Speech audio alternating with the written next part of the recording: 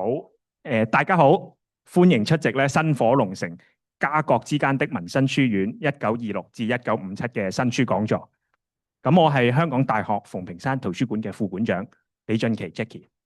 咁我哋今日非常之感謝同埋榮幸咧，能夠邀請到鄺志文教授同埋葉志兆校長咧擔任今晚講座嘅嘉賓。咁不如咧，我都先介紹一下兩位啦。鄺志文教授咧就係香港浸會大學歷史系教授兼系主任。咁佢嘅研究興趣咧就包括近代東亞軍事歷史，尤其咧就以清末至到20世紀中嘅香港史為重心。咁鄺教授近年嘅著作咧就包括《鷹眼之下》、戰時航空照片中的香港1941至1945、孤獨前哨、再論1941年香港戰役同老兵不死、香港華籍英兵等等。咁佢亦都有製作關於戰時香港嘅數位人民研究項目，例如有1941年香港戰役空間史研究同埋日據香港空間史研究等。咁至於今晚講座嘅主持人葉志兆博士咧，佢就自2020年起咧就擔任民生書院嘅校長，具有超過30年嘅教育經驗。佢早年喺香港中文大學取得社會科學學士學位，然後喺香港大學取得教育博士同埋碩士學位。葉博士唔單止喺校長同埋教師嘅崗位上邊作出貢獻，咁佢亦都積極咧參與課程發展啦、學校發展檢視、教師專業發展同埋學生發展等各項嘅工作。佢亦都曾任香港資優教育學院委員會成員、課程發展議會資優教育委員會委員，現為咧教育局課程發展議會同埋若干委員會嘅成員。咁喺我哋今晚講座正式開始之前咧，不如咧我哋就先影一張大合照嘅。咁大家咧可以安坐喺自己嘅原位。咁我哋有請咧圖書館嘅同事咧就會喺台上邊，咁咧就會影呢張相嘅，係啦，大家可以望住個鏡頭啊，係啊。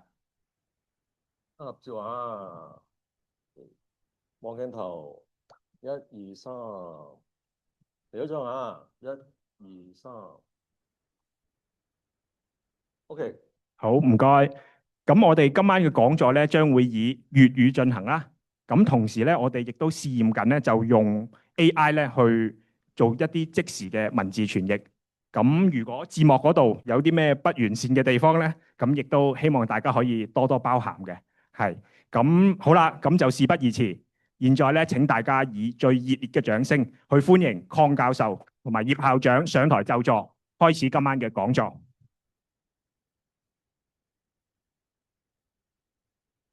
好，鄺教授 Jackie， 大家好啊！咁咧，其實咧，以鄺教授嘅資歷咧，就唔使個主持嘅。不過我都係呢度校友，加上係民生書院嘅校長啦，所以都係要歡迎鄺教授，同埋係咁以問一個問題。跟住其實我都聽過鄺教授分享噶啦，咁所以咧絕對可以鄺教授自己分享就得噶啦。好啦，第一個問題就係其實個副題啦。咁呢個作為一個引言啫，點解個副題係一個從中半山到九龍城，再回到中半山嘅故事作為引子咧？多謝阿葉校長你嘅即係引子，同埋首先多謝即係 Hong Kong U Library 俾個機會我哋喺呢度講啦咁樣。咁我第一次喺 Hong Kong U 講 talk，所以我好緊張，係啊。咁所以大家多多包容，多多包容啊。係啊，多謝，客氣。哎呀，咁嘅點解會係中半山去九龍城，再由九龍城又翻返去中半山？就因為個民生書院個歷史其實同土地好有關係，係啊，同地好有關係。咁亦都係因為即係當時100年前左右啦嚇，即係香港嘅土地問題，即係 specifically 係中半山一帶嘅土地問題，令到有啟德賓，跟住有民生書院咁樣嘅。咁所以個古仔開始係喺嗰度發生。咁另外就係好多民生嘅人啦，即係重要人啦，譬如黃映賢校長嘅仔黃麗松先生，其實後來就變咗校長啦，Hong Kong U 嘅校長咁樣。咁所以本身都一路都有啲關係嘅。跟住然後由個古仔又由九龍城翻嚟半山，咁啊去到我哋今日，咁啊喺呢度，咁啊同大家做一個報告，係啦，誠惶誠恐啊！因為我聽到係相當多嘅朋友係舊生啦，咁亦都有啲老前輩喺度啦，咁亦都有啲係即係知得好多係啊張太，你俾佢知，你到時有啲咩錯你話俾我聽得㗎啦。舉手你講錯啊喂咁樣咁就得㗎啦。咁所以就好多謝大家今日嚟。咁我哋今日其實做嘅嘢都相當之簡單。咁因為阿 Jackie 同平山圖書館嘅 Jackie 好好啊，佢整咗一個非常之完善嘅牆俾我，咁仲試埋佢個 AI，會唔會攞嚟做 training 啊？會嘅，太好啦！你真係厲害啊，真係係啦。咁佢最犀利嘅地方係咩？就係佢喺呢度準備咗 iPad 俾我，咁所以我一路睇佢一路睇你哋，係啊。咁所以就我點都要㗎啦，我點都要 show 翻浸大嘅 logo 嘅，係浸會大學嘅人係咪？歷史係今日其實係一個好直白嘅 narrative 嚟嘅啫。我哋係會講就係即係民生書院即係100週年啦，咁啊好開心啦！之前3月咁就慶祝咗個校慶，咁我哋亦都即係推出咗嗰本書《薪火龍城》咁樣。咁本書嘅寫作係其實係一個好開心嘅過程嚟嘅。我係可能頭先阿 Jackie 都講咗啦，大家可能都知道啫。我係做軍事史出身嘅，係我研究生都係打仗。咁打到一個地步，有啲人以為我除咗打仗咩都唔識㗎咁樣，其實都係嘅。我甚至乎我會認為我其實連打仗都唔識嘅，係啦，因為打仗好複雜。我只係研究個歷史啫，我唔係研究打仗。咁但係我今次就接咗一個咁樣嘅挑戰啦，嚇，即係有少少似係挑戰自己嘅，亦都係因為有少少想試下做下社會史嘅。咁所以民生書院係一個歷史係一個好好嘅機會俾我點講啊？就係唔好用軍事史嘅角度去睇香港個歷史。我哋試下就係，喂，如果我哋用一個學校喺九龍城、喺新九龍啦，或者具體啲講喺新九龍20世紀初喺新九龍嘅嗰個經歷嚟到做切入點，去到睇香港又好、新九龍又好、華人社會又好嚇。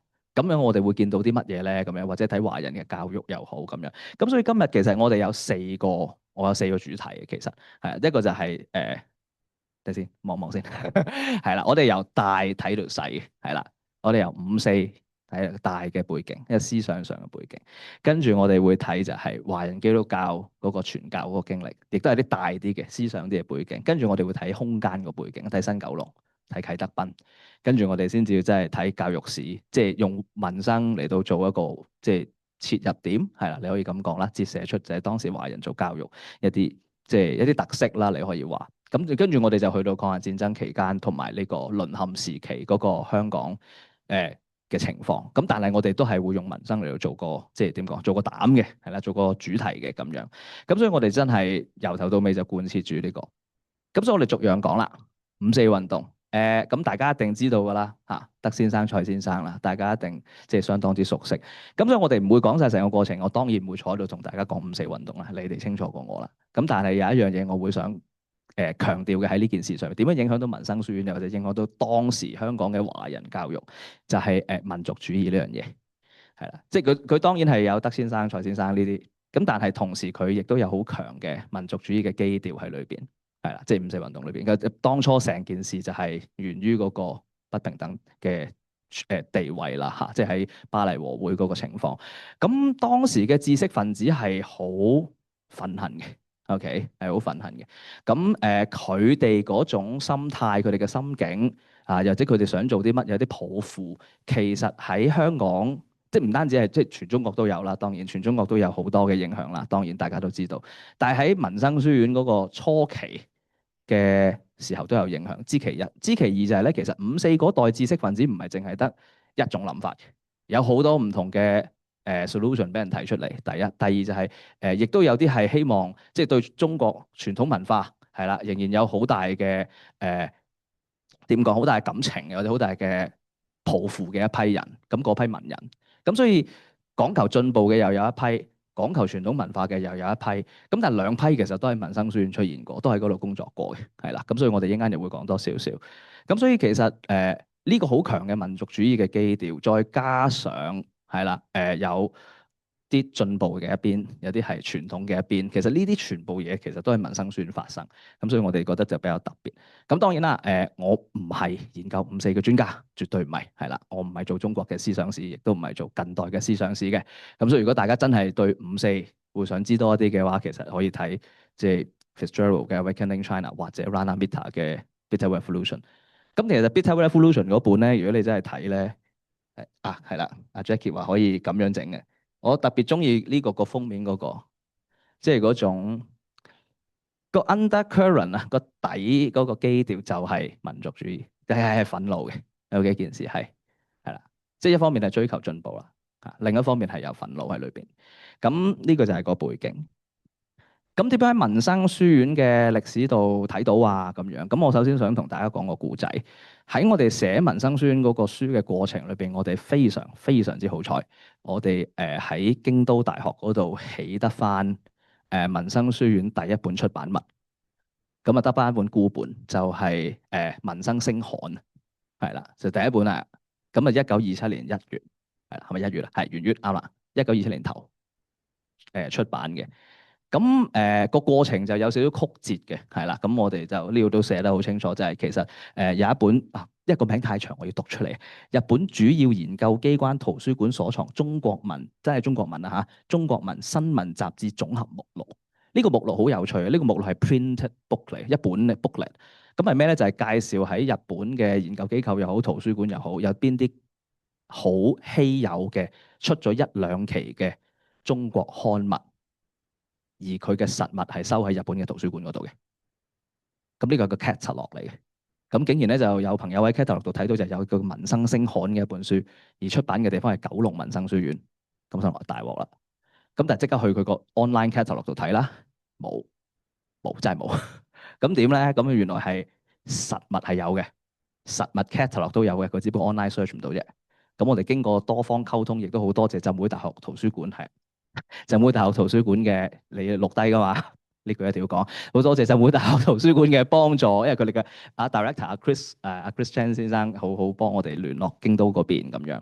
咁所以就最終我哋就獲得嗰個影印本，係啦。咁啊獲得個影印本，所以你會見到就係嗰個民生星刊。收到個星刊嗰陣咧，就出現咗個問題啦，就係你望下第一隻字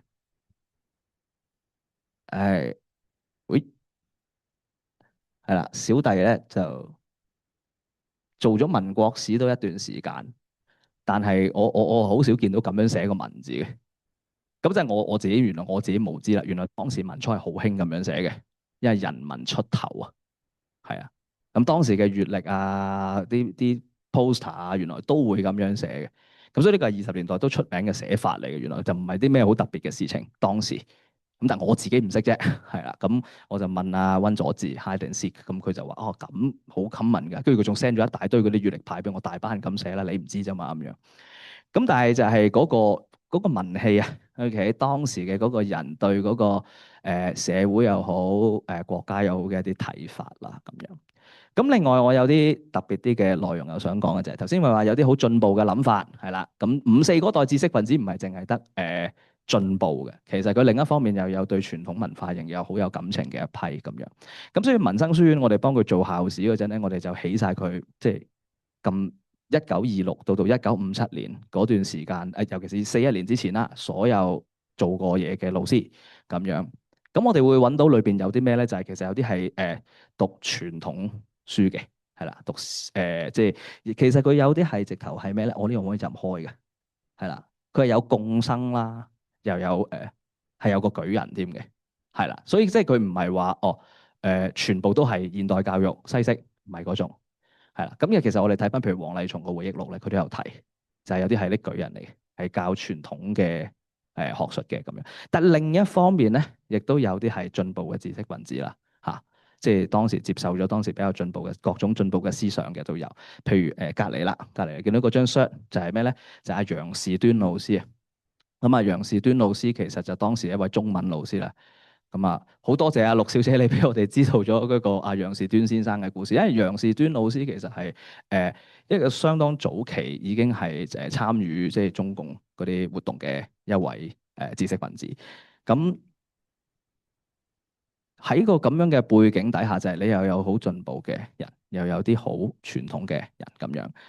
咁除此之外，其實我哋仲喺民生嘅各處咧，我哋都會見到即係民族主義又好，54知識分子啊，我哋都會見到呢啲影子嘅。即係譬如呢個就係個校歌啊，個校歌咧嗱，老實講，因為個校歌呢啲字咧比較艱深，呢本畢竟係一首1928年嘅校歌，係啦，咁所以大家咧就容許我咧用翻個廣東話，我特登叫 AI 話翻俾我聽嗰啲字點讀㗎，我好驚自己讀錯，因為係好驚自己讀錯，係啦。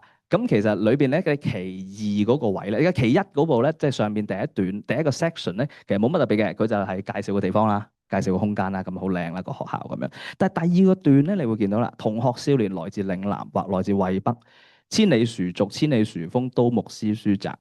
熱心濟世，藏器待時，誰協中軍策？倉懷家國，眷念輕亡，匹夫如有責。即係佢嗰個家國嗰個站心咧，其實就成段擺晒喺度嘅。係啦，即係個大背景就係嗰個情懷。其三啦，讀書萬卷，驚人一鳴，9萬里前程。咁呢啲志向好大啦嚇。中原覽辟，自設澄清，佔得大橫更。咁即係真係嗰個救國嗰啲胸懷嘅內容嚟嘅。家國棟梁，母校區榮咁呢啲啦。咁所以你會見到就係其實係嗰個好5·4嗰個背景嘅救國啊、民族主義啊，其實你會見到個影響好清楚喺度。咁所以我哋一路睇呢本書，即係一路寫呢本書，一路處理啲史料嘅時候，就係見到就係呢班人係好受5·4影響，即係譬如阿陳學賢教授會寫5·4嚇對香港嘅影響。咁到呢個係好明顯嘅一個例子嚟嘅。民生書院初期，咁呢堆嘢係咩嚟㗎咧？呢堆嘢其實就係民生星刊，即係佢個第一期嗰個校刊。個目錄啊，係啊個目錄啊，咁你個目錄就有啲咩咧？就全部就係同學嘅 work 啊，同學嘅論文啦，係啦，冚唪唥都係同學嘅論文。咁你會見到有啲咩咧？就係有啲係傳統啲嘅，你會見到有啲係傳統啲嘅，譬如讀黃宇清代漏遠記書後咁呢啲，真係讀完古文嘅一啲心得啦。咁有啲咁樣嘅論愛國啦、有行論啦，即係呢啲係啲議論文，但係都係家國背景嘅，有啲係咁，有啲社會性啲嘅，論失業之苦，咁啊大家失業啊梗係苦㗎啦，我唔知佢點樣 expand 啦。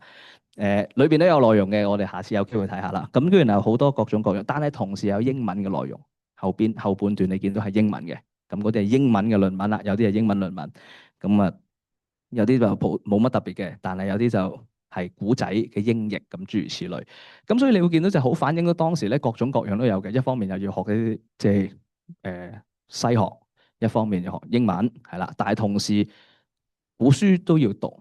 咁但係現代嘅議題，現代啲嘅家國嘅議題又會涉獵。咁所以我哋大概可以喺呢度會睇到就係當時民生書院嘅學生到底學緊啲乜嘢。係我點解會應承寫民生書院嘅校史？其實其中一樣最重要嘅因素就係咧我知道學校有足夠嘅資料，令到我明白到2次大戰期間，呢個係我最感興趣嘅時期啦。我研究咗咁多年，我最感興趣嘅時期，到底一間香港嘅華人嘅學校，學生到底學乜？係咁，所以呢樣嘢係好難得。咁啊，繼續啦。然後呢個咧就呢段字係咩嚟嘅咧？其實呢段字係一個即係好長嘅詩嚟嘅。咁嘅詩咧，其實就係講緊阿楊士端，即係頭先嗰位中文老師，仲喺澳門嗰段時期嘅一次聚會係啦嘅詩嚟嘅。咁呢個詩其實係19年5月28號。咁你諗下係咩時候？即係5·4嗰排啦，簡直真係嗰排啦。其實咁咧，你會見到就係嗰段字啦。嗰段字佢哋話：鹹風若浪添灰鞋，本來傾緊講緊笑嘅啫。忽然語及青島時，講青島，因為點解青島啊？唔肯還翻青島啊嘛，山東問題啊嘛。好啦，咁就點啊？高儒強佔公府柴，白衣蒼狗屬變幻，有如子化才越懷。眾生苦海乃若是，即係慘啦。簡單啲講，我即係我文筆唔係咁好，我用一個慘字嚟代啫。但係其實係咩？就係俾人強佔咗啲嘢嘅，嗰種憤恨、嗰種不平嘅心。世界黑暗風雲埋，金甌從之屢相缺，個國家殘缺啊！講緊即係冇咗一忽啊，係啦。咁啊，善誰保之或女媧？係咪女媧先搞得掂咧？咁樣咁啊，學生救國分演說，但係咧安忍寒蟬咁高懷，即係佢有啲學生好熱血走出嚟講，但係俾人唔俾講啦咁樣。不談時事亦匪夷，除非太古之無懷，即係話除非你真係活到好放得低嘅，如果唔係你都好難唔 care。咁大概咁嘅意思啦，咁樣。咁所以其實呢班知識分子喺度傾緊偈、講緊笑嘅時候，突然間唔知邊個講起青島，就全部人即刻就已經變得好嚴肅啦。就好唔開心，好憤怒啦咁樣。所以嗰股熱情，OK，嗰股熱情就係我哋睇民生書院一開頭5、4嗰代知識分子佢哋嗰個即係知識上或者心態上邊一啲背景。我自己覺得喺我寫呢本校史嘅時候，其中最重要嘅嗰個切入點之一嚟嘅，係啦。咁我哋仲會睇到啲乜咧？咁好彩啊，就係我哋會一路睇到就係民生書院嘅學生戰前啊，戰前嗰批學生嘅校刊嘅作品。咁啊，你會見到呢度咧，民生星一樣係個刊物啦，係頭先嗰本民生星刊啦。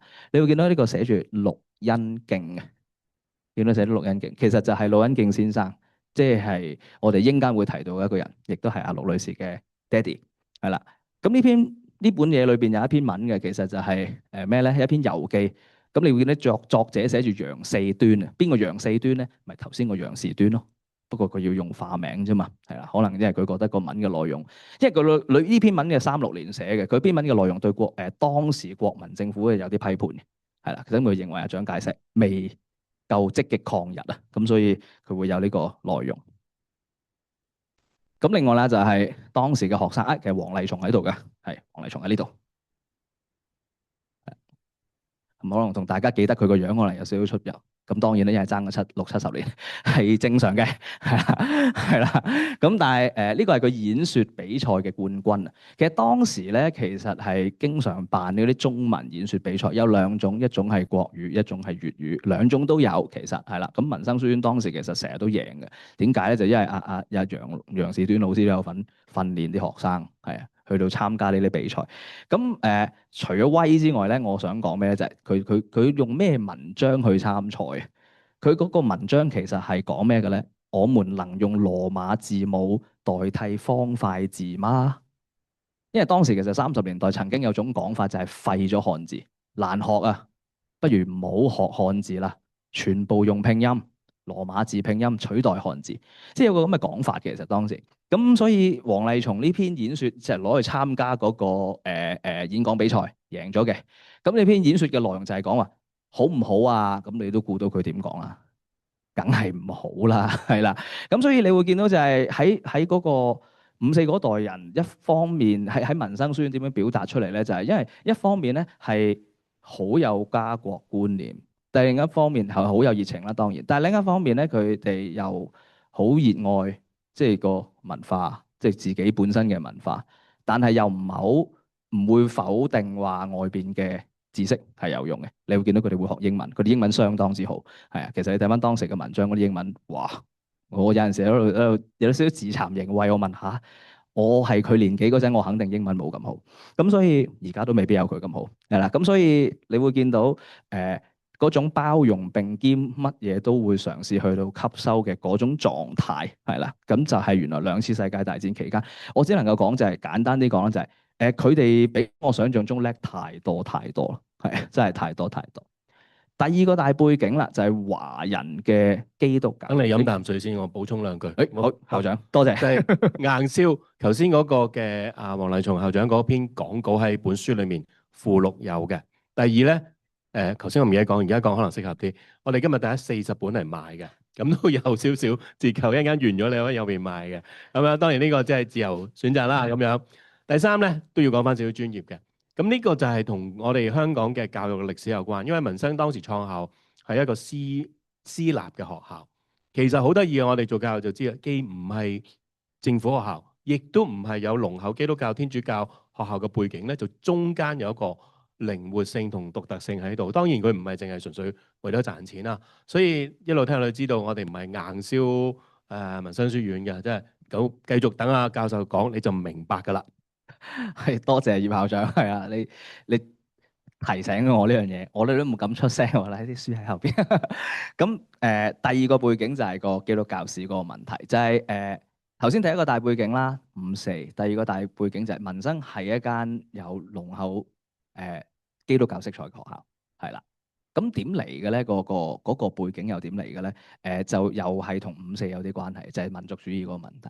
其實第一個大嘅背景就係喺民族，即係5、4、20年代嘅時候咧，就係出現過一個叫飛機運動，係啦。飛機運動就真係反對，即係佢作為洋教咁反對咯。咁同20年前嘅義和團好唔同，今次係希望會有華人領導嘅教會啫，係啦。咁有啲直頭係完全否定基督教啦，咁當然有啦。咁然後就喺中國嘅教會係會有反應嘅，咁應該點做咧？咁樣咁其實有啲教會就開始培育佢哋嘅華人嘅基督教教會嘅領袖，係啦。咁所以亦都同民生書院好有關係，我哋依家會講。咁另外就係細啲啦，個 scope 我哋放細啲啦，就係潮汕地區嘅嗰個基督徒群體係啦，其實佢哋嘅應對咧，咁樣亦都同民生書院好有關係。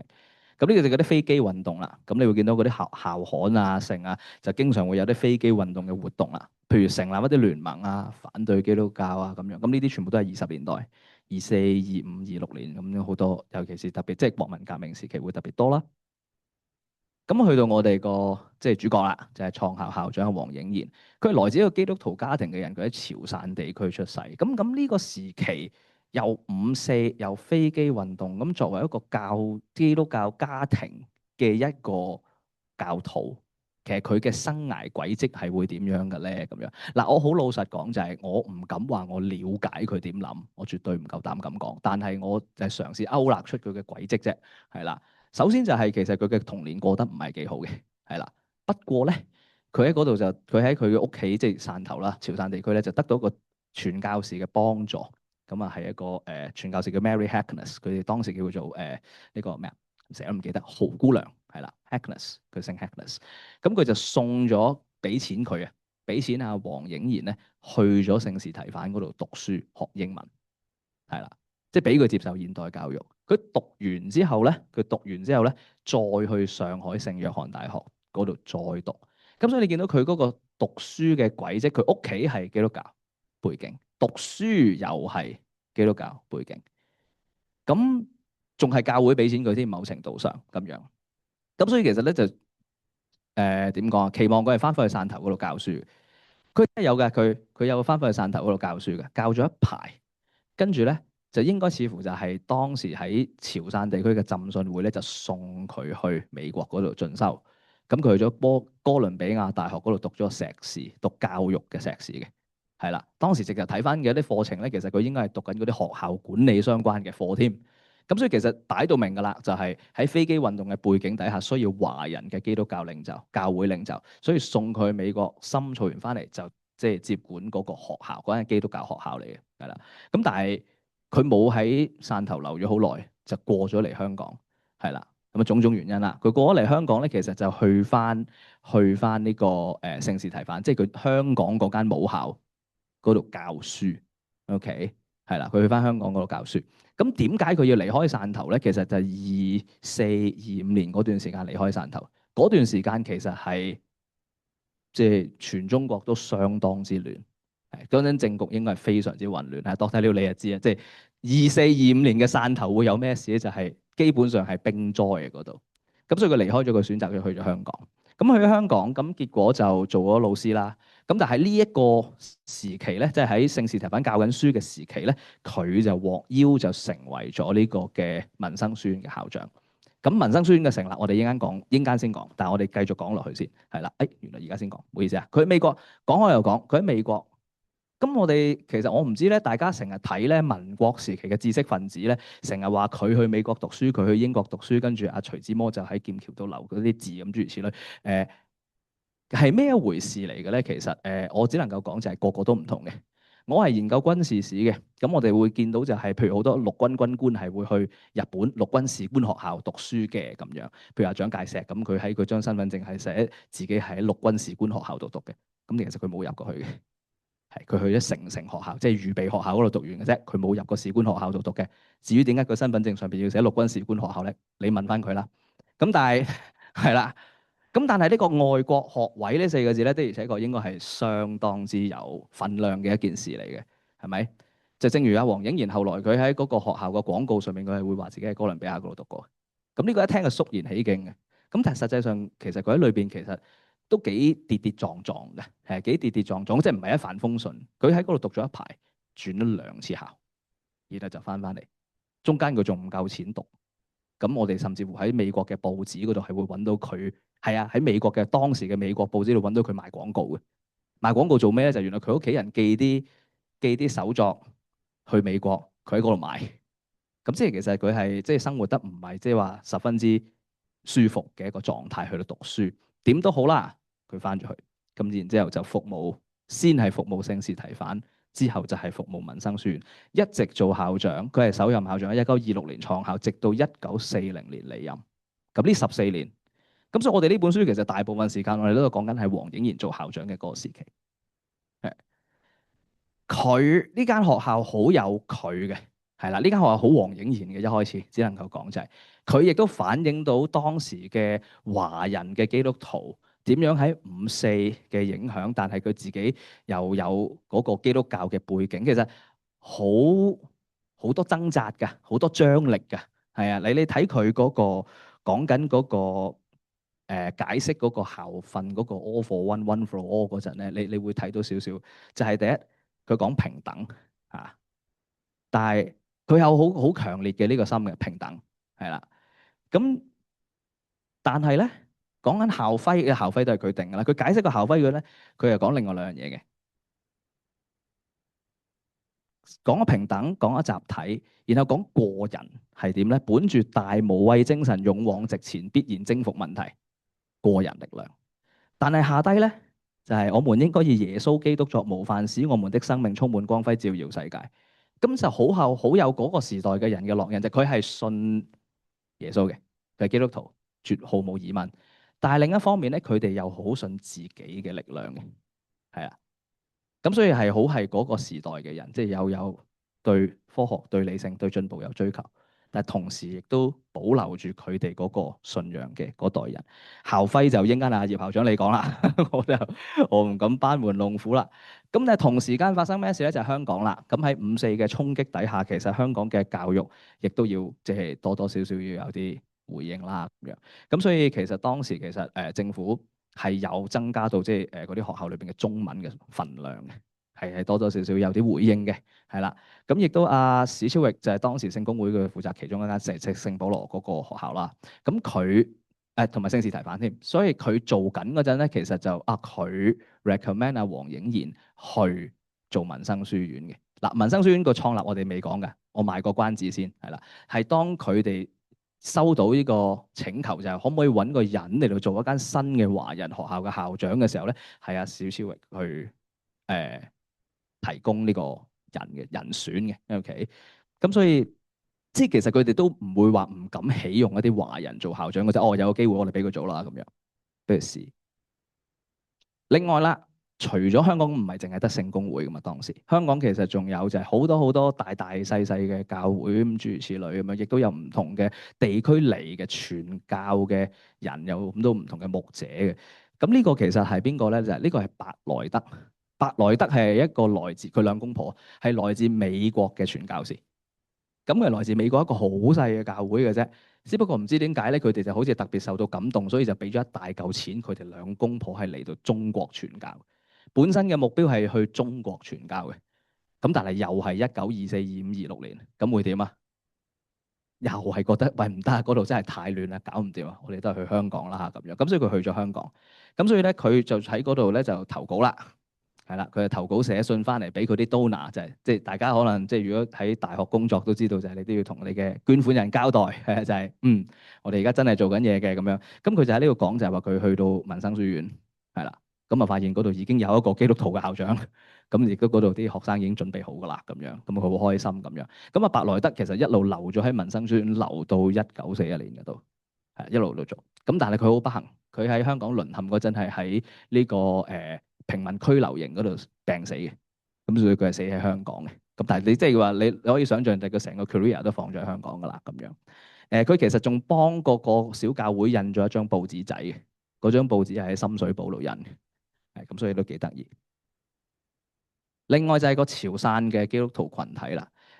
潮汕地區係其中最早啦嚇，最早一個接觸到即係基督教嘅一個地區啦，當時咁已經即係19世紀之前，甚至乎再早啲可能已經有。佢哋當時20世紀初已經有好強嘅即係基督徒嘅群體，當中裏邊有啲非常之成功嘅商人，譬如阿林子峰先生係啦。咁林子峰就係民生書院早期其中一個最大力支持嘅人，係啦，捐咗好多錢。係啦。咁佢嘅仔林思顯、林思齊，亦都尤其是林思顯啦，亦都捐即係戰後，亦都不停咁幫，因為佢哋喺度讀嘅，係佢哋喺民生書院度讀，咁所以戰後亦都係為咗間學校付出咗好多錢又好、力量又好、影響力又好都有，係啦。咁所以呢個就佢哋嘅即係成個家族，其實唔係淨係佢家族㗎。因為咧個潮汕嘅群體咧，其實都落腳喺九龍城一帶。咁所以咁啱嗰間學校喺嗰度，佢哋住又住喺附近，佢哋嘅教會都喺嗰度，係啊。所以其實因利乘便嘅成個 area 都係佢哋嘅，即係有相當影響力、紮咗根嘅地方。咁所以民生書院咁啱又係即係有呢個好強嘅基督教背景。嗱，我強調啊，佢係有好強嘅基督教背景，佢唔係好強嘅教會背景啊。我陣間會講清楚呢個分別。咁所以佢捐咗好多錢。佢去到下一個背景啦，就係新九龍同埋啟德濱啦。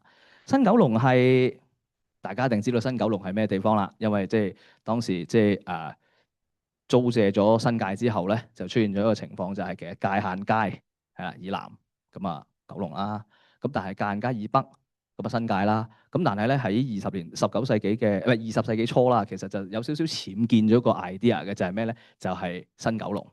咁即係佢唔係新界嘅一部分，但係理論上其實佢係嘅咁樣。咁咩地方嚟嘅咧？其實當時其實就即係今日嘅九龍塘啊、諸如此類嗰一帶啦、旺角啊嗰啲。問題係點講？佢個地位係有少少奇怪嘅，但係當時嘅香港政府行政背景係冇問題嘅。OK， 照發展嘅啫，照發展嘅啫。咁但係我想講嘅最重要嘅嘢咧，就喺呢張相度就講咗出嚟啦，就係香港咁多年以嚟最大嘅問題。咁大家都知道香港即係咁多年以嚟發展最困難嘅一個因素係咩？就係土地唔夠到咩地步？唔夠到佢要咁樣硬生生喺個海度填啲地出嚟。咁填海香港絕對唔係新鮮事。你喺一間相度見到嘅唔係第一次，亦都唔係最後一次。呢張係1924年皇家海軍影嘅航空相，係啦。咁張相影緊啲咩咧？就係個啟德嗰笪地正喺度填緊海。咁我哋最重要同民生書院成立最重要關係，其實就係你而家眼前嘅呢一張相同埋呢一個 project。話說係咁嘅。喺20世紀初咧，尤其是1910年代左右咧，其實香港就出現咗一個問題，亦都點解會頭先講嘅就係葉校長話，就係點解半山啊？係點解中半山？唔係山頂，中半山嘅。點解咧？就係因為當時其實嗰個香港嘅房屋問題幾嚴重，尤其就係因為辛亥革命前後啦，咁啊相當多有錢嘅華人嚟咗香港住，係啦，好多商人嚟咗香港住。咁其實佢哋都興係住喺即係香港島北岸，正如即係一眾會即係有翻啲地位嘅當時嘅華人一樣，佢哋會選擇住喺香港島北岸，因為嗰啲生意其實喺嗰度。咁你見到文武廟啊嗰啲都會喺嗰度，係咪？咁啲精英匯聚咗喺嗰度，咁你盡量都住晒喺嗰度。問題係嚟啦，越住越多，越住越多，住咗上去。咁去到就係1910年代初，其實直頭係港督係會收到一啲即係報告，就係話唔得啊！炒高晒個租金，洋人同埋葡人係冇辦法住喺嗰啲地方，即係直頭高貴得滯住唔起嘅，直頭係有啲公務員話喂，我住唔起嗰度啊，咁點算啊？到底咁樣？咁所以其實當時香港政府面臨一定嘅房屋壓力嘅，咁所以為咗解決呢個壓力咧，其實就啲華人精英其實提出咗一個辦法出嚟嘅。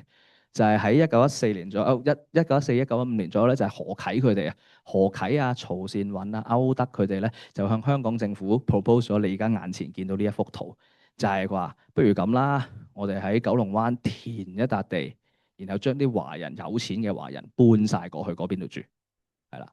咁我都喺呢度做一個簡單嘅民意調查啦，嚇，就係如果你而家喺半山區，張太，你而家譬如你而家喺半山區有間屋。而家叫你交換去九龍灣啟德，好唔好啊？唔制，係反應咁。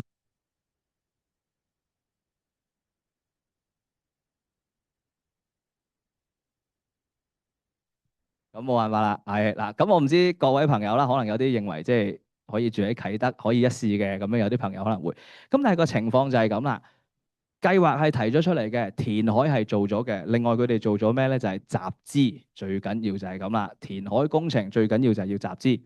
咁所以佢哋就整咗間啟德營業有限公司。咁但係問題就嚟啦，正如張太嘅反應一樣，當時嘅香港嘅即係會有一啲即係資產嘅朋友，會唔會覺得就係話我唔玩啊，我住去啟德咧？點說服佢哋咧？就係要講啟德有幾好啦，係啦，佢就要講啟德有幾好啦。佢未必一定話踩另一邊有幾差嘅，但係佢至少要 sell 啟德有幾好。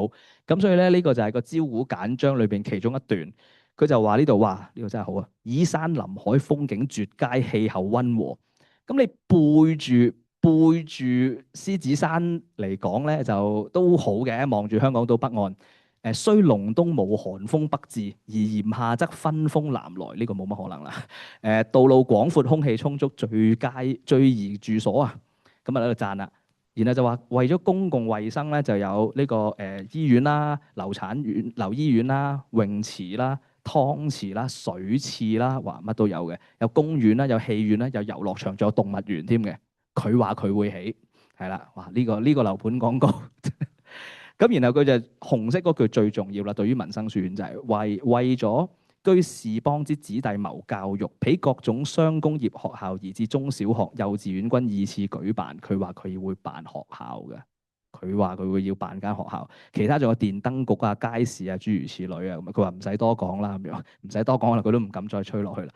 咁啊地方，然後佢就話啦，地方治安完全由英政府自衛保，佢冇寫錯字，冇呢個兵災盜賊之餘。咁佢就講到明啊，就係呢個新九龍呢個位咧，其實係租界入邊。咁所以佢就話放心，好安全㗎呢度咁樣，應承咗起學校。咁但係咧呢張相就説明咗一啲問題啦。頭先嗰個招股咧就係1918、1919、1920左右嘅，一路招股，一路集資，一路填海。咁但係去到1924年你就見到啦，A、B、C、D 4個部分嘅，你見到就係其實淨係填咗一格啫，填好咗一個地方 A。呢個就係真係大名鼎鼎嘅啟德濱啦，亦都即係今日啟德嗰個地方。咁就何啟同埋歐德命名嘅嗰笪地啟德。咁但係問題嚟啦 ，B 都算勉強填好咗嘅，不過未起屋嘅，亦都未有路嘅，嗰條渠都係做好咗嘅啫。C 未開始，D 起咗一半，E 係政府負責嘅，都整咗啲㗎啦咁樣。咁所以你會見到就係點推落去好咧咁樣。所以其實嗰間公司去到20年代，即係23、24、25年咧，其實有個困難就係一路推，一路要想辦法吸引人去。咁所以搞咗幾樣嘢嘅，搞啟德巴士公司啦，大家可能都聽過呢間啟德巴士公司，即係呢個係九龍巴士公司之前嘅，係啦，啟德巴士公司。另外就搞咗啲嘢嘅，就係其中一樣嘢咧，就係民生書院啦，係啦，其實就係民生書院。咁就主要其實負責做嘅其實係曹善雲。咁但係咧佢就請咗莫幹生捐錢，然後歐澤民咧其實本身已經擺低咗錢，但係佢過咗身㗎啦。係啦，到呢件事發生嘅時候，佢已經過咗身㗎啦。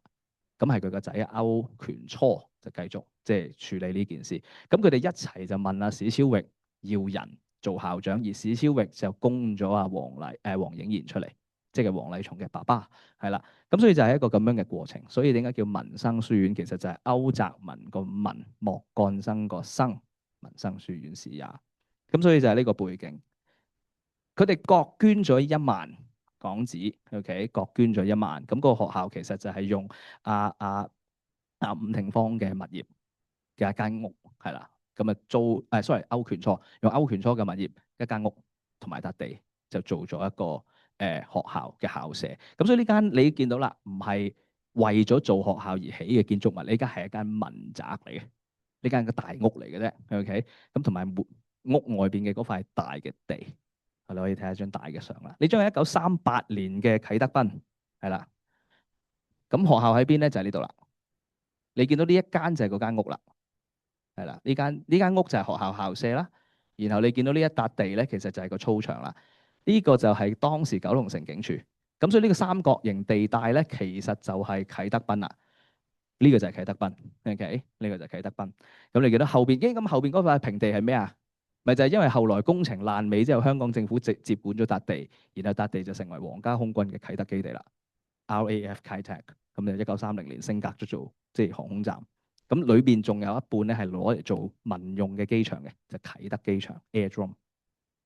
咁一個咁樣嘅空間背景，咁啊 zoom 近啲睇咧，其實隻個校舍就喺呢度。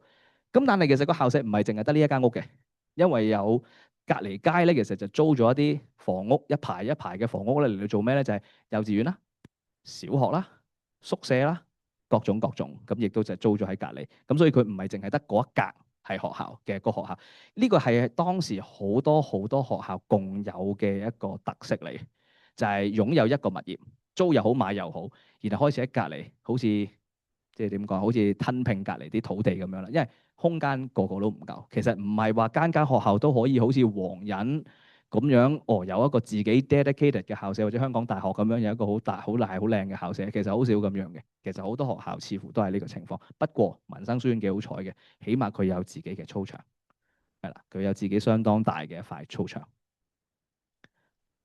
咁呢個就係我哋幫民生書院做嘅一個立體嘅互動地圖啊。咁我哋就用1924同1933年嘅34嘅航空相就擺咗喺個 3D 地形上邊。咁所以你見到斜咗，我哋俾個飛機 view 大家啫，即係好似大家坐緊飛機望住嗰個 view 咁。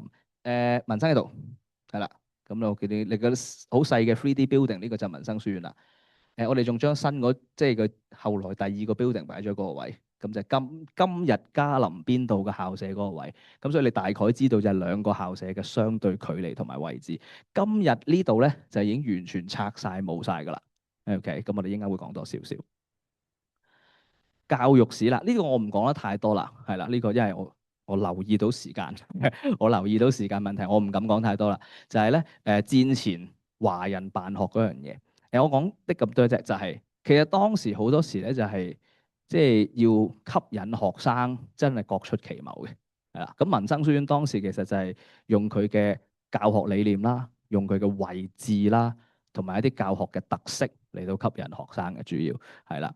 咁佢既強調佢哋對嗰個文化嘅傳承，佢又強調佢哋有英文嘅教育，甚至乎亦都有講佢哋嘅基督教嘅背景咁樣。咁但係喺佢老實講啦，喺佢嘅招生嗰度咧，其實佢唔係好強調基督教背景嘅，嗰 part 唔係好重嘅，前者係重啲嘅，係啦，前面嘅內容係重啲嘅。咁呢個就係佢個校長前嗰頁個 something new 你可以解釋下，因為之前講到其實係少少域校長咧邀請阿黃校長去創校，咁 something new 嗰個其實要解釋有少少聖公會嘅背景，但係最終係冇入聖公會體系。講漏咗，好彩啊校長你提醒我講漏咗樣嘢。頭先我咪話嘅，佢係教基督教背景，但係唔係教會學校，就係呢個位啦。因為咧，其實一起手咧，阿史超域叫阿黃麗松，即係邀請阿黃麗松接受黃映賢係邀請阿黃映賢接受阿曹善允佢哋嘅邀請，去做民生校長嘅時候咧，其實阿史超域話好唔好做埋聖公會嘅學校？咁所以阿黃映賢好危險啊！黃映賢係拒絕咗嘅，因為佢後來有一個訪問係啦，70年代啦，佢同阿 Sweeting 有個訪問嘅時候，佢話佢想 try something new。咁所以 something new 唔係我講，something new 係佢講嘅，佢就話想真係有自己試去搞一間佢自己打式咁樣去做一間學校。咁所以就變咗佢冇教會嘅錢嘅支持嘅，呢樣嘢好重要，呢樣嘢好重要。咁亦都喺後來先至有香港政府嘅定期嘅資助，係啦。咁所以一開頭其實舉步維艱嘅，所以點解要招生啊？即係個學生來源好緊要嘅就係，如果佢冇學生來源就弊，係啦。咁所以佢就 sell 佢哋，即係呢個係佢哋嘅教學嘅理念啦，真係。咁你前邊嗰啲都係即係比較標準啲嘅，好多學校都會有噶啦。但係第五咧，佢會講到明嘅就係陶冶學生之過性，使其於團體、鄉里、本省或國家組織下，能盡一己之責任，為良好公民。即係佢會強調嗰個家國嘅背景。咁然後六咁都好普通啦，就係即係間學校都會噶啦，就係訓練嗰啲體藝啊咁樣。咁但係七咧，佢裏邊又有一句嘅喎，俾佢研究真道之機會。咁呢個好低調，但係其實佢係講緊就係信仰嗰部分，係啦。咁呢度又有，咁所以就係個教學特色，中英係並重，中國文化係強調嘅，係啦。咁所以你會見到新嘅學術又有，舊嘅傳統亦都有。咁另外咧，我哋書裏邊就特登加咗呢個表嘅就係咩咧？點解香港政府會援助佢？1932年之後有好重要嘅一個原因嘅，就係因為咧。佢唔知點解嗰年都唔係唔知嘅，知嘅。點解嗰年嘅入學試咧合格率相當之高啊，7個人報名5個合格。咁所以講 percentage 咧，佢係全香港最高嘅，係啦，佢係高過英皇，亦都高過皇仁嘅嗰一年，係啦。咁當然啦，基數細啲啦，係啊，個表唔使影啦，會輸到好大嘅啲 number，因為我驚你睇唔到，唔係我都好清楚，因為我望住 iPad 覺得佢好細啫，係啊。咁所以就有咗呢個佳績之後咧，其實就好加上嗰個視學官嘅報告非常之好啊，其實寫咗幾次都，咁所以咧就喺1932年之後咧就獲得呢個每年有6000蚊嘅資助係定額嘅咁樣，咁所以呢幾個就係佢早期嘅畢業生，即係風流倜儻真係。然後呢個就全校嘅合照，28年嘅時候，咁但係問題就嚟啦，個校舍係租㗎。一路租緊歐權初嘅物業啊，歐權初嘅爸爸係捐咗1萬，係啦，咁但係咧即係歐德啦，捐咗1萬，但係咧嗰個物業每個月係要交200蚊租，咁即係理論上係一個50個月嘅模式貸款啊，你可以咁理解嘅，其實佢收翻嘅原來50個月，咁即係可以 run 幾多年啊？4年鬆啲，係啦。咁所以其實係要靠收入一路支持，咁後來好彩就香港政府亦都有定額嘅援助啦，咁樣，咁所以有津貼一路做，咁所以咧去到30年代初咧，阿黃映賢就好希望會得到一個自己嘅校舍，亦都係今日點解會喺嘉林邊度有個咁大嘅地，會有咁大間校舍嘅原因。OK，咁就喺嗰個潮汕嗰個商人群體，即係林子峰佢哋嘅即係大力援助之下咧，其實就買咗笪地。咁政府亦都免咗佢地價嘅，係啦，亦政府即刻都免咗佢地價，因為知佢起學校。咁接下來嗰幾年發生咩事咧？就係大家喺畫面度見到啦，就係喺嗰啲學校嘅刊物嗰度咧，經常出現學校嘅概念圖啦。好緊要嘅就係，即係我唔知大家有冇參加教會，如果佢哋有建堂咧，你每個禮拜就會佢哋會俾嗰張個建堂個完成圖，大家睇啦。我哋向住個目標，大家進發啦咁樣。咁基本上就係一個咁樣嘅過程。咁所以佢哋就一路籌錢，嘅時候咧。你會見到個圖係 evolve 嘅，係啦，大啲又大啲又大啲咁樣，差唔多去到其實30年代末咧，你會見到阿黃映賢幾乎係有個諗法係將佢變成一間唔係普通嘅中學，佢有農學院、工學院、商學院，佢好似想搞大學咁嘅。係你聽到佢即係我見到哇！你越搞越講越大嘅呢件事，咁啲錢就一路捐，跟住咧就起校舍啦，咁起咗出嚟啦，係啦，起咗出嚟，咁但係。呢張又係另一張概念圖，一張又一張嘅概念圖。OK，咁呢個就39年嗰個模型，越嚟越靚啊！佢直頭有模型添㗎啦，已經係啦。同時間咧，就係最早期嘅畢業生，亦都已經出咗嚟社會一段時間啦。1938年嘅時候，1939年嘅時候，你諗下，26年創校嘅，咁所以第一批畢業生已經喺社會度打滾咗10幾年，有啲已經有相當嘅成就，咁所以佢哋嘅同學會個群體已經開始有，係啦。咁而嗰班同學會嘅人，亦都有啲係即係嗰個即係點講啊？個背景比較厚啲嘅，出錢出力都會有。咁但係問題就嚟啦，喺呢個擴建校舍，地係買咗，校舍係起好。喺呢個過程裏邊咧，出現咗個張力比較大嘅事啊，就係校長同呢個校董會之間係起咗衝突嘅。係啦，校長同校董會之間就出現咗個衝突。我將個好長嘅故仔變得好短啦，濃縮咗嚟講啦，就係喺1940年咧，佢哋打一場官司嘅，係校長告校董會。咁啊，張太，你有冇聽過呢個情況？即係啦，聽落係即係話去到一個咁樣嘅情況。咁最尾咧，其實就判咗校長係輸咗嘅。係啦，我將個好長嘅故仔濃縮咗啦。校長係輸咗嘅。咁喺輸之前咧，其實佢已經係點講啊？解咗任㗎啦。係啦，校董會已經將佢解咗任㗎啦。咁樣。咁詳細我一陣間有機會先再講啦。簡單啲講咧，就係呢個過程裏邊咧，其實嗰個學生舊生群體係一路斡旋嘅，即係直頭去同雙方傾啊，同校長傾，同校董會傾，希望喂可唔可以即係唔好破局啊咁樣。但係點都好啦，校長係離咗任嘅。咁但係學校係繼續辦落去嘅，咁點好咧？就係咁啦，揾咗第一屆畢業生陳先澤翻嚟。陳先澤就先頭咪有幾個風流倜儻嘅，咁啊其中一位男士就係陳先澤。咁呢張相好難得，因為呢張相係1941年左右影嘅，係1941年大家都知咩事咧？就係太平洋戰爭，就係爆發，即係香港就嚟俾人入侵。咁所以中間係曹善韻係啦，隔離其實係阿曹善韻太太同埋阿陳先澤嘅夫人咁樣。咁隔離就係林子峰先生。咁佢哋就繼續營運間學校。咁亦都喺舊生嘅群體即係支持底下，阿陳先澤校長就開始做啦咁樣。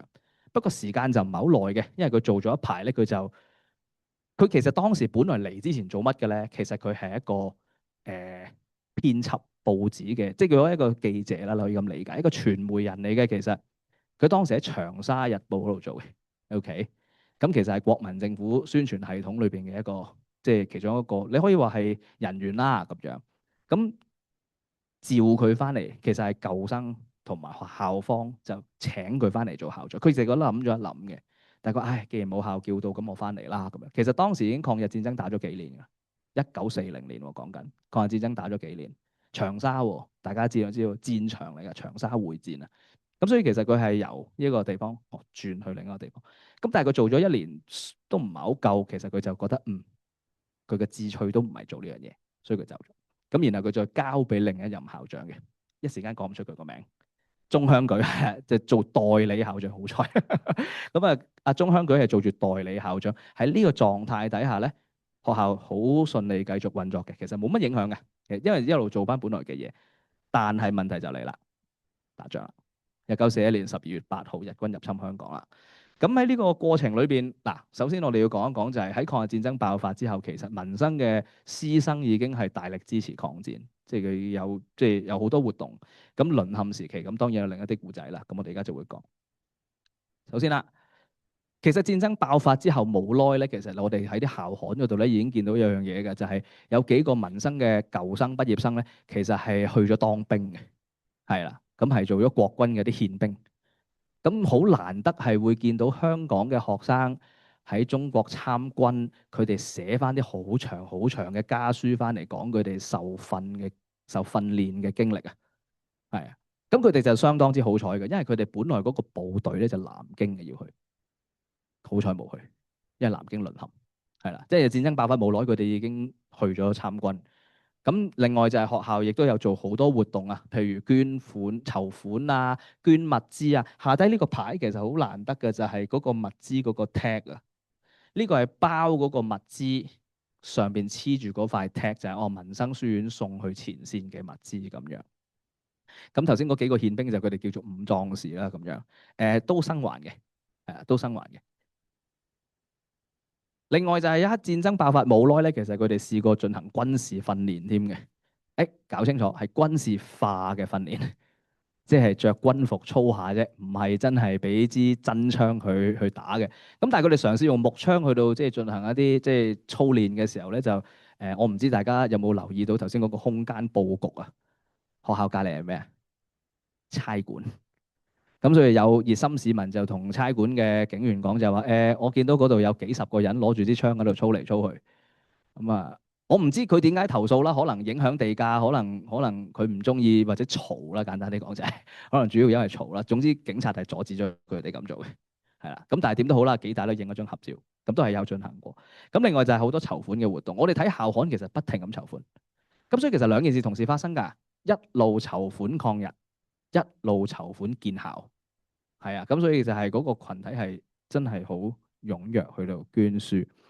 咁但係奈何就係香港淪陷啦，41年12月成為呢個即係日本佔領底下嘅一個地區之一。咁個校舍就好慘啦，啱啱有2個校舍㗎。其實香港淪陷嘅時候，民生書院舊校舍啟德濱嘅舊校舍仲係小學同幼稚園用緊嘅，新校舍嘉林邊道中學搬咗過去㗎啦，小學好似都準備搬過去㗎啦。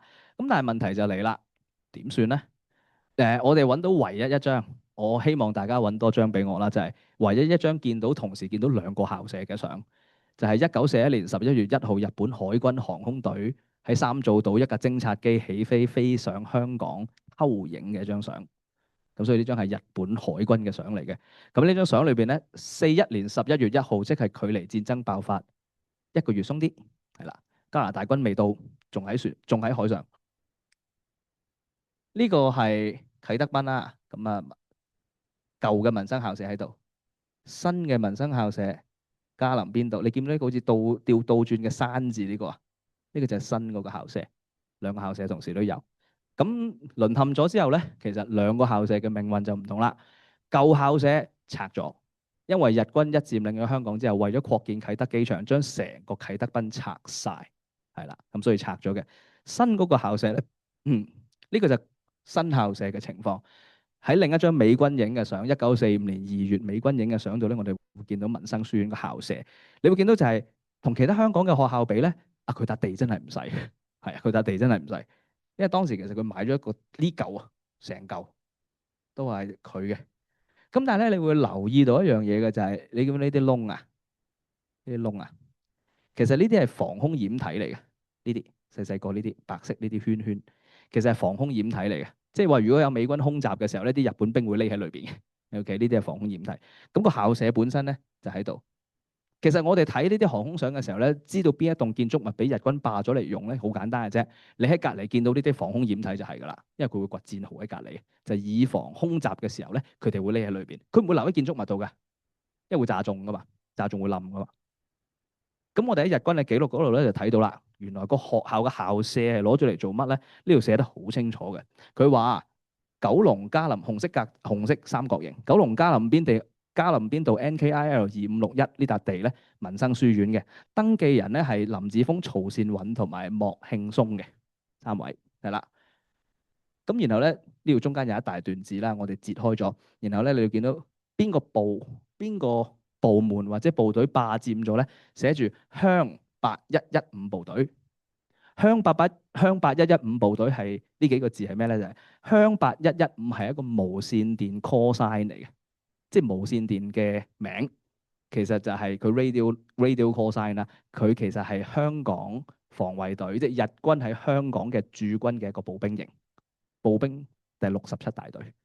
咁其實實際上係其中一個中隊，即係一個有大約100人嘅部隊就住咗喺度。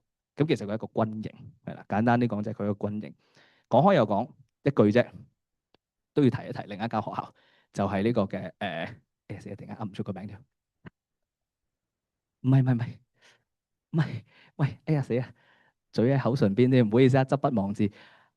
培正係培正，點解我要提培正咧？除咗呢兩間學校本身有啲關係之外咧，就係日軍係同時攞咗同一培正嚟到做軍營嘅。點解咧？因為其實咧，佢係九龍塘中間嗰幾間校舍咧，喇沙仲有咩 Maryknoll 同埋南拔萃，其實呢三間係俾日軍攞咗嚟做醫院嘅。咁所以附近嗰幾間校舍咧，其實係一個三角形地帶咧，佢當咗係日本陸軍嘅範圍。佢喺嗰幾個角咧，第三個角喺邊度咧？太子嘅警署，當時係警察訓練學校。呢三隻角咧，佢攞咗嚟做軍營。中間個三角形地帶咧，其實係佢哋地頭嚟，所以佢係特登咁樣駐軍。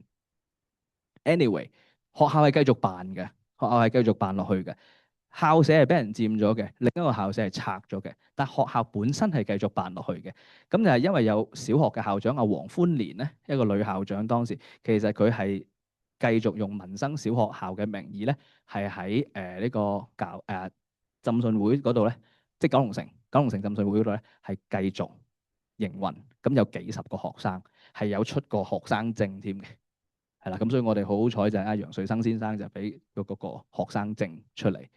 咁你都見到佢寫住就係楊瑞生，男，保安，6歲。咁你見到全部寫日文嘅陸才嘅，係啦。咁啊，昭和18年5月，即係1943年5月嘅一個文件咁樣。咁隔離就係一個日本嘅宣傳品啊，就話我哋啲學校辦得幾多啊？即係我諗佢就冇講戰前有幾多間啦。即係佢而家淪陷時期，佢講到好似有好多間學校咁樣。係啦，時間得啦，唔使擔心，10分鐘太多啦，對我嚟講。係啦，最後一個古仔啫，其實本身好多古仔嘅，幫我飛啦。有一個古仔就係點解民生書院會留低咁多資料啊？就係因為亦都同香港大學好有關係啦。喺淪陷嘅時候，其實日軍除咗即係摧殘教育啦，當然佢仲摧殘埋文化添嘅。佔領地總督部其實有將香港所有一定數量嘅藏書嘅地方嘅書全部收晒。咁佢哋就用成立市民圖書館嘅名義咧，將呢啲書全部收起，擺咗喺鳳屏山 Library。然之後發生咩事咧？就係由陳君寶同埋有幾個日本學者，同埋另外有一批人組成一 team 人去到睇呢啲書，揀呢啲書，係啦，亦都偷偷地搶購呢啲書啦。咁所以其實喺呢個過程裏邊咧，就係陸恩敬先生就係呢個，即係呢張相影到好似嗰啲粵語長片嗰啲好靚仔嘅男女主角咁。我係冇用過任何 AI 處理過呢張相㗎。嗱，呢張相我收到嘅時候就係咁樣樣㗎啦，我冇啊，係啊，即係 AI 還 AI 啊，我冇用過呢個。咁咧呢張相裏邊嘅主人翁就係陸生同埋陸太啦。佢兩夫婦係留咗喺香港嘅。隔離張相係佢戰後攞個相機喺條街度影嘅，係一啲好珍貴嘅相啦，就係香港淪陷時啱啱即係戰爭結束初期嘅一啲景象。佢哋係阿陸生就係用呢個機會將民生嘅校刊同埋校文，即係民生星啦，校友之星啦，同埋校文啦，同埋英文嘅 Munson College News 咧留低咗。咁呢啲其實對我哋理解一間學校戰前嘅學校點運作係至關重要，亦都好老實講，我係知道有呢一批資料，我先肯寫嘅。即係冇呢批資料，我係絕對唔會參與呢個 project 嘅。係啦，咁所以呢個就係當時其實喺嗰個做緊市民圖書館嘅時候 ，OK， 佢收到嘅嗰個即係派米俾佢嘅嗰個。咁好多謝香港大學圖書館，多謝你 Jackie， 你俾咗個高清版我哋睇，就會睇到就係呢個圖書館職員領米啊！呢張係好重要嘅文件嚟嘅，其實因為喺1944年4月之後咧，呢張文件1944年9月4月之後咧，由於太平洋戰爭已經打得七七八八，海運斷咗，香港唔夠糧食，所以配給係結束咗嘅，即係話你連6兩4都冇啊！咁點算咧？咁有幫日本人做嘢嘅人咧，就會直接領到糧食，冇嘅咧係要自己買㗎啦，冇配給米。配給嘅意思就係配給米，買配給米。咁你會見到就係陸恩敬啦，係其中一個可以領到米嘅人啦，兩個，咁佢有11斤米，兩個人係啦。咁如果你哋睇陳君寶嘅日記咧，你就會知道當時嘅人即係唔會隨隨便便話咩幫日本人做嘢漢奸，冇人咁樣講嘅，係冇人咁樣講嘅，係好複雜嘅一個背景，好複雜嘅一個情況，係啦。咁亦都睇到佢哋內心嘅掙扎，好清楚咁樣睇到個內容。咁所以呢份係一份好有趣嘅文件，係啦。另外本身有兩個古仔嘅，我用一句就交代啦。有一位舊生咧，徐添福咧，其實係喺地中海戰場做船員嘅，成為一個商船隊嘅人員，非常有趣嘅經歷。點解咧？因為佢好詳細咁寫佢個 account 啫，好難得，好難得。咁我都唔多講內容，淨係講呢一段啫。佢有幾驚？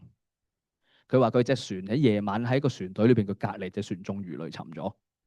佢嗰下第一個反應就係：其實我得19歲啊，我咪要咁死嘅。我 Form 7啫，我好驚啊！我仲想見我屋企人啊。係，佢仲逐個屋企人寫翻出嚟嘅，所以好真切嘅感情。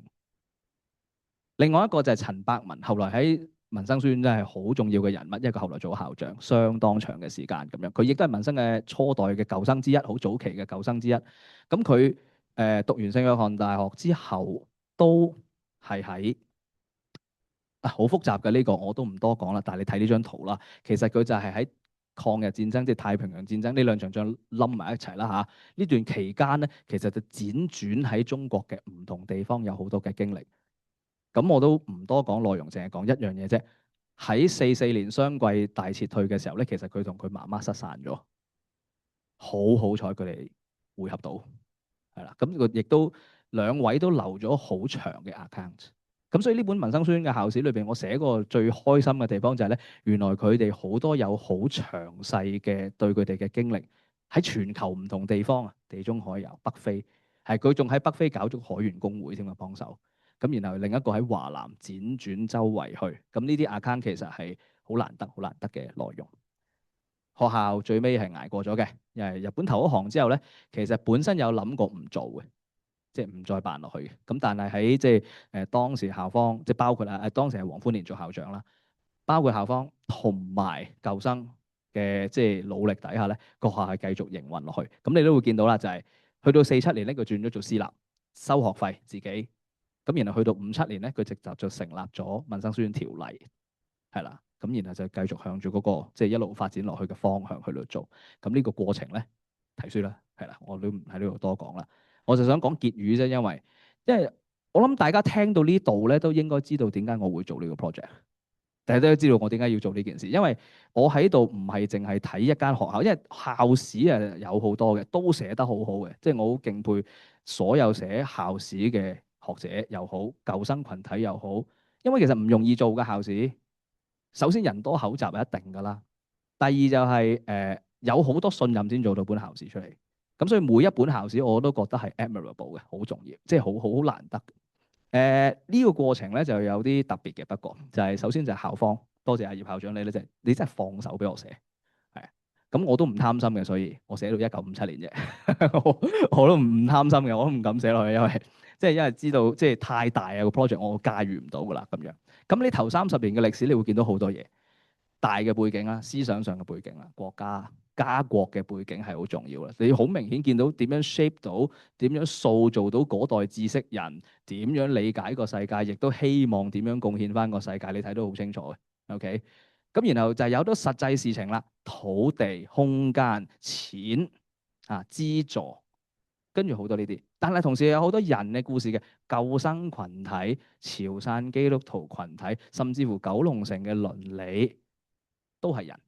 係啦，當然每一個嗰啲校方嘅人嘅屋企人啦，係其實喺嗰個我哋因為咧學校保留咗大量回憶資料，咁我哋見到嗰啲回憶資料裏邊講咗好多，就係點樣互相幫助，就係嗰個人人為我，我為人人。我啱啱嚟到嗰陣咧，有位老校友都啱啱講嘅就係佢個人人為我，我為人人嘅經歷，係啊，咁所以就即係貫穿到嗰個，即係嗰個係好困難嘅事情。呢段時間1926到1957，你聽都聽咗好多困難啦，係咪？咁但係你會見到就係都一路捱過咗嘅。好啦，好啊，多謝校長。咁因為都時間差唔多，一陣間有呢個答問嘅時間，咁等大家消化下，等阿教授休息下先啦。我哋本書嘅結構咧就係如此嘅，其實好多故事啦、人物穿插咗喺裡面嘅。當然唔係硬銷，而係話因為我都係好中意閱讀，所以我睇好多書同教授溝通。教授都睇過我個校長室，唔係文件嘅，係好多書，好亂嘅。咁因為睇書就知道啦，其實我哋做一本書個 bibliography 嗰個書目好緊要，因為你唔係自己寫自己感覺嘅嘢，咁所以大家見到個目錄咧，其實教授只係講咗一半左右啫。咁應該第5、6、7章仲有好多穿插嘅故事咧，都係好感人、好有趣。咁所以當然啦書就要嚟睇嘅，咁所以大家真係要自己睇，我哋先至能夠知道裡面我哋點解學校要做呢本書，就係其實從一個宏觀角度睇一個社會，特別香港我哋咁有感情住嘅地方啦。咁喺附錄嗰度亦都好多唔同嘅文獻，我哋組織咗出嚟。譬如仲有陳百文校長有份去當中去參與嘅金禧事件嗰個嘅一個嘅方案嘅處理。咁原來係我哋有晒呢個記錄嘅。咁呢度咧都係好豐富嘅內容。咁最後咧都代表趁呢個機會都多謝教授嘅參與，因為我哋其實喺計劃呢本書嘅出版咧，教授你聽到唔係咁容易應承嘅，而係我哋經過好多嘅溝通啊。佢又知道我哋學校辦學嘅方針，或者我哋放手。頭先我都放手俾佢講啦，係咪？所以都係要尊重嗰個學術，只係提咗佢要講翻 something new 嗰個概念啫，係啦，就係咁啦。好，呢度咧跟住就有一個嘅答問嘅時間，等大家咧可以有啲咩問題可以問教授，唔好問我。請咪係咪呢度？可以俾呢位聽眾參加者問呢度第一行係啦。我叫 Carmen， 我唔係民生，我身邊呢個係民生書院校友，我係香港嘅校友。咁我讀書嘅時候就係黃禮松做校長，咁我睇過黃禮松嗰啲自傳，所以知道去民生嗰度畢業。頭先我八卦啫，我想知道黃映然點解會同校方搞到要即打官司咧？我即刻數一數我個 Gemini， 佢就話咧，其實佢哋好肯定佢嘅政績嘅，所以後尾都喺民生嗰座樓直情係紀念佢嘅。咁究竟發生咩事咧？我知道係一個好長嘅故仔，即係嗰個應該係個發展嘅方向好大嘅分歧，但係我八下咩事？好啊，多謝你嘅問題。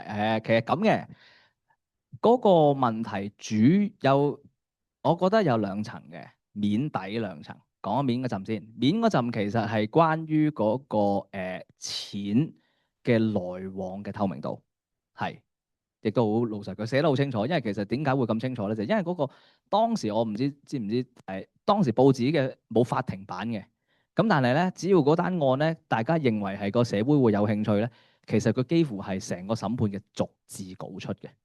咁所以直頭係 A 講乜 B 講乜，檢控官講乜，裁判官講乜，律師講乜，直頭逐字出嘅。咁所以我哋就會好清楚睇到底嗰間案係點審。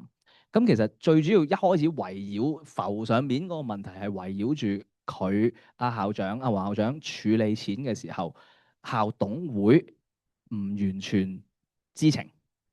咁但係咧喺個調查過程裏邊，喺審判過程冇話過黃校長係有咩唔啱嘅地方。不過其實最終落出嚟嘅判決點解會話敗訴咧？其實就係因為咧校董會係免咗黃映賢職啊。咁敗訴在於就係黃映賢希望推翻呢個決定，而最尾裁判官係話唔推翻呢個決定就算數啦。而個原因係咩？就係因為雙方失去咗互信。咁對於裁判官嚟講，覺得兩個選擇，即係一解散校董會，二維持原判。咁所以佢就選擇咗維持原判。簡單啲講係一個息事寧人嘅決定。睇翻時間啦，嗰個係1941年。其實1941年到底香港政府知唔知香港會發生咩事？知，點會唔知啫？所以佢最怕咩啊？亂咯。當時負責裁判嗰個人其實係防衛師傅利沙，後來喺戰俘營都死咗嘅，係啊，即係喺戰俘營進行抵抗死咗嗰個 Fraser。阿 Fraser 嘅判決好清楚嘅，其實佢就係話其實兩邊咧都係想件事好嘅，不過佢哋兩邊嘅拗撬已經去到一個地步，就係似乎短時間融合唔到㗎啦。我哋冇辦法短時間解決呢個問題。好啦，呢個係面底啦，就係其實我相信其實係有啲擔心嘅，就係校董會可能認為就係咁啊黃校長嗰個即係嗰個宏圖，佢哋到底實唔 support 到落去嘅咧？即係咁，佢哋名義上係校董會啊嘛，咁實際上阿黃校長又相當有魄力地執行緊自己嘅計劃，咁點算咧？咁落去其實遲早會出事，咁所以係校董會喺真係完全破局之前要做一個決定嘅，其實咁所以就有一個決定。咁至於香港政府點解會咁樣判，其實都相當之直接嘅，就係因為就唔想鬧大件事咯。因為頭先咪講嘅雙方即係喺度爭持嗰陣咧，其實舊生群體係有游說劃船噶嘛。咁學生咧嗰度有幾百個學生，如果有學潮就可以好麻煩。咁所以喺咁嘅背景底下，其實香港政府你會見到係採取一個息事寧人，快啲解決佢啦咁樣。咁所以就係一個咁樣嘅爭執。所以我點解我會用風波？係啊，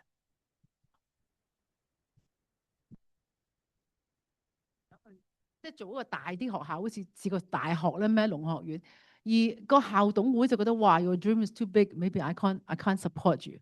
咁所以中間就有一個分歧啦。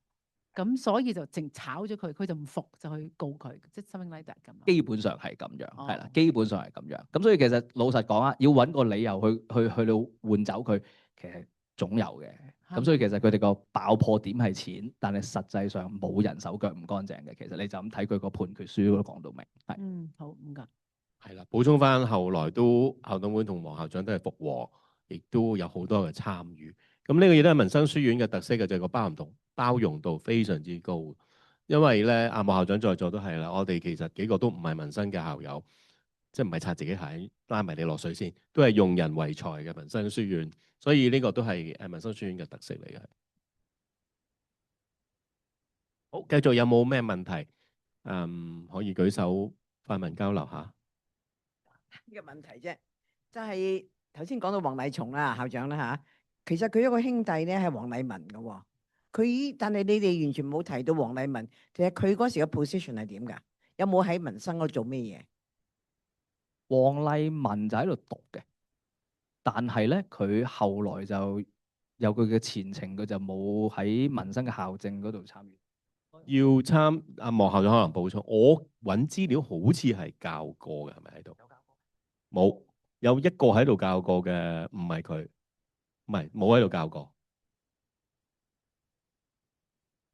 黃麗松可能有義務教過下，但係黃麗文冇教過。係我個表度冇黃麗文嘅印象。OK，好，係啦。所以嗱，又咁講喎，好多時咧，多謝張太你提一件事啊，兄弟嗰個問題，因為咧呢度好得意嘅，我哋處理呢個校史嘅時候，發現就係一個細路喺度讀咧，冚唪唥喺晒度讀嘅。所以頭先咧我都唔記得咗講啊，就係咧第一期嗰陣咧，咪曹善允兩個仔，曹明安、曹克安都喺度，一走就走晒啦。後來佢哋即係反咗面嘅，其實同曹善允其實同阿黃影賢麻麻地嘅啫，係啦。咁走咗兩個仔都冇再喺嗰度讀。咁跟住咧，其實好多時咧兄弟就喺晒度讀。咁但係咧有樣嘢好得意嘅就係，即使全部兄弟喺度讀，又唔係全部都好參與嗰個學校事務嘅。的而且確，即係譬如就黃麗文就係一個好好嘅例子，就係黃麗文基本上冇喺民生留低過啲乜。係啊，冇，真係冇。佢基本係喺度讀，嗰啲而且確喺度讀嘅，但係佢有冇留低啲乜咧？啊，又真係冇。同樣道理，譬如好幾個兄弟咁樣嗰種情況咧，我諗大家可能民生嘅朋友就知嘅，就係你一讀咧，好似冚唪唥全家人都喺度一齊讀，好得意嘅呢樣嘢。係不過咧，各奔前程嘅真係。咁但係有冇話你話佢會唔會有捐款啊？有參與活動？我諗有嘅。但係似乎佢學校嘅職務上咧就可能冇，亦都解釋到嘅。點解咧？因為譬如舉個例，黃麗松後來即係都會有幫手啦。但係如果你個個都幫晒手，可能會唔會太多？我就唔知啦。呢個就係啦，即係可能佢哋亦都好多呢個嘅咩啦。係黃麗東有仲有個，係啊，仲有個仲有個黃麗東，係啊，黃麗文、黃麗松，仲有黃麗東。咁所以我想請教下民生咧，實在會唔會係叫做左校咧？因為我記得6、7年暴動之後咧，出邊我哋啲同學啱嗰年揾工咧係有少少困難嘅。咁咧，另外咧，我哋嗰個後門咧就我可能記錯咗啦，未定咧，啲係有黃色嘅字就係紅色嘅。